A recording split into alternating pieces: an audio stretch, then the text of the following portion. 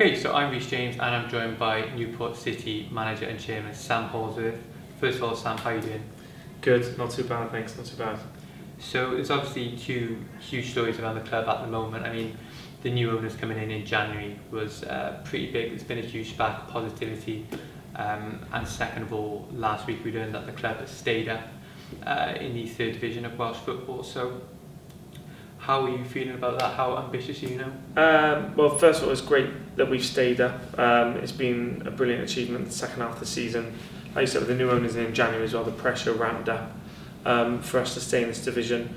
They came in knowing that if we got relegated, that was part and parcel, especially given where we were. But it is exciting times with the new owners. Then come in with a bit of fresh air almost. Help in terms of for me to kind of kick on, and it's meant that the second half of the season has been much better than the first half. So how sort of positive are things at the club now? Because I say when the owners came in, I mean before they came in it was bleak. I mean, so now that they are in, how positive are things? Yeah, very bleak. We were in a position of needing huge help. I knew behind the scenes it was bleak as well. So on the pitch was really difficult. 4 points at Christmas, continually losing games, playing well at sometimes but not getting points. So I knew how bad it was, and I knew the struggles off the pitch. And then with the new owners coming in, it was a huge relief. That was probably the main thing. And then from there was a chance for us to kind of ride that honeymoon period and that wave of a change for the club. Change can be good, change can be bad. There's some things that might not have worked out as they could have done, and we've got teething issues with certain things or certain people, but in a whole it's been a breath of fresh air. It's been great for the club, and yeah, we just look forward now to the ambition that they're showing within the club. Yeah.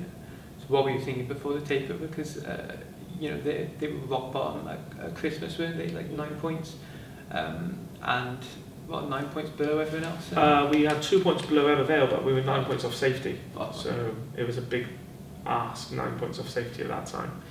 I thought we were goners. Yeah. So did you, and so did everyone else, I think, and so did the players. I don't think the players were even confident that we'd get out of trouble. A lot of players were asking me, like, who are we signing, what are we going to do, who's staying. The biggest thing going into Christmas was who's actually going to leave us, who's going to stay for the fight. And we did lose players, and we lost some key players and players that I was really disappointed to lose. But I don't blame them as well. They were offered to go and play elsewhere.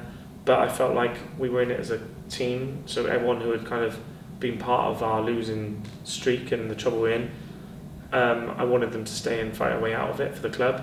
And we were left with a handful that did want to fight, and it's paid off for them, luckily. So how far do you think the club can go now? I mean, obviously there's been new players in, new owners, a lot more confidence. How sort of far can the club go? Is it literally Cymru Prem or? So the 5 and 10 year plan they've got, they've got Cymru Prem. They've even mentioned Champions League football. For me, obviously, realistically, I'm talking this next season, and I can only focus on pre-season and what we're going to do there.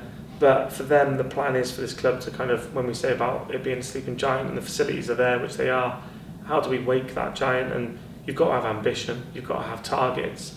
That Mike's targets are great. It's just, how do we get there? He's got a great plan of how we get there. But it's, what happens if we hit a stumbling block? What happens if we don't achieve these targets? And that is where this club, I think, could do really well if it got there. So if we did reach the pinnacle of Welsh football and we got there, the facilities are great and the infrastructure's there, and I think Welsh League, as in Welsh Premier League, is crying out for a Gwent club. I think the FAW want it. I think for them it's beneficial. I think the city of Newport then can really have something in terms of a team in the Welsh Pyramid to support and get behind. So it created that buzz that was like, wow, this club is going somewhere. They died off a little bit towards the end, but still we were around a couple of hundred. I think Chepstow, our last home game, we had over 200 there in support. That's without any local children coming in and being involved in the match day build-up. So yeah, that was a huge turning point where I thought, wow, this is what this club could be. How difficult is it, and you touched on it a year ago when me and Chris interviewed you, that when you have players with sort of mental health issues and stuff going on off the pitch, how difficult is that to sort of deal with? Yeah, really difficult, because I think when we said last year, it's that one of the silence as players that suffer in silence. Well, many of us, and I think for men it's a big thing, of talking to people. I don't know what's going on in probably 99% of the lives of these players. Often they probably think in the change room I say too much about like why I'm struggling or what stresses are going on in that week or why I haven't communicated. But for them, it's kind of, you can see there could be something going on at work, they've had a bad week, they're not feeling great, there's bigger issues going on, they could be going through a lot in their life and just don't feel like they want to tell me, and that's absolutely fair. But it's up to me to notice when someone's come in with a different attitude or that something's not right, and I spotted it at times. And for me, managing it is a fact of when I'm emotionally charged on a match day or we've got the pressures of a game day, sometimes I'm then putting the result or myself or the team or the club over that person and don't have time for that person, which therefore means I'm basically ignoring it, but not purposely. So it's then trying to think, right, how can I speak to this person? Can I find out what's gone wrong or what's going on or why they're in a difficult phase? And I think without that continual communication, it becomes really difficult. Sort of onto yourself as well.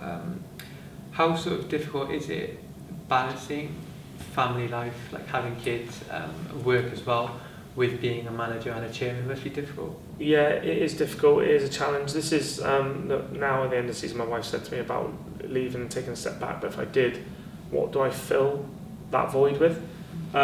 Which is difficult because I'm not just training on Tuesday, match on Friday and Saturday.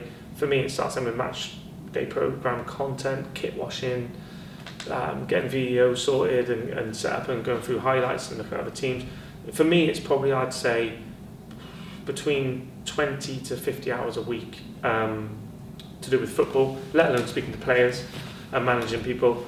So for me, it's a huge task in itself of doing that, let alone 2 children, 3, a full-time job, which is 40 hours a week at minimum. It is literally the fact of like it's a bug. For me, it's like I've only known football as my life as a player, supporting or watching my dad. So for me, it's football, and I can't fill the void by going to watch Newport County or Man United. I need to be involved, and yeah, if it wasn't for the fact that I still enjoyed it every week, I would have stopped doing it. So if you did that season again, what would you sort of do differently? Because you said there were some decisions that you maybe weren't happy with that didn't go your way. What would you do differently, and what were those decisions?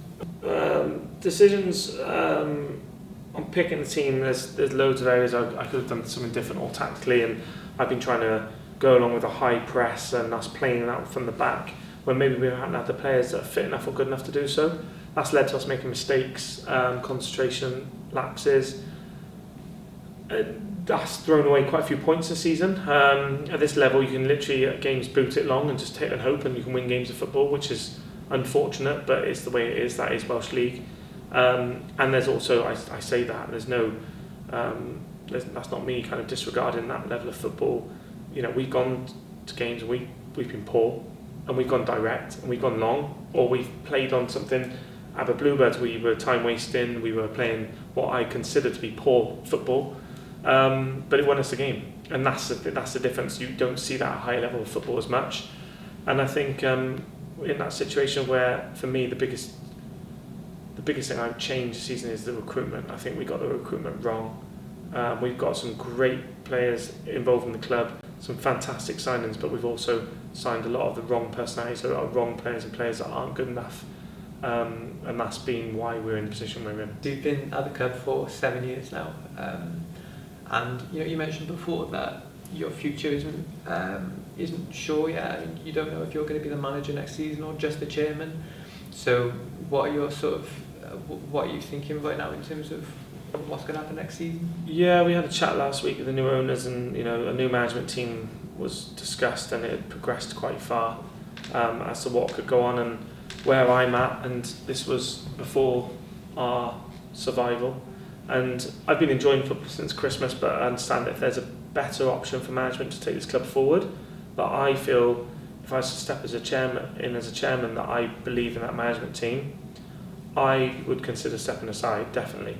I want what's best for the club, And if we can find better players, management, volunteers, anything, we'll always try and find better. That's the way of moving forward. You always need to progress. Funnily, I looked at the league table from last year. We've actually progressed because we're 1 point better off. It just doesn't feel that way from the stresses of this season. But for me, it's like, can I find a management team now, a coaching team, and behind the scenes team that can achieve the targets that are being set? And if I feel that I can, I'd like to stay on. But if there's a better option, then I'll step aside. And I think we need to enjoy what we've done now, get presentation out of the way, kind of always looking to plan ahead, but try and enjoy what we've just gone and done, which is a mini miracle.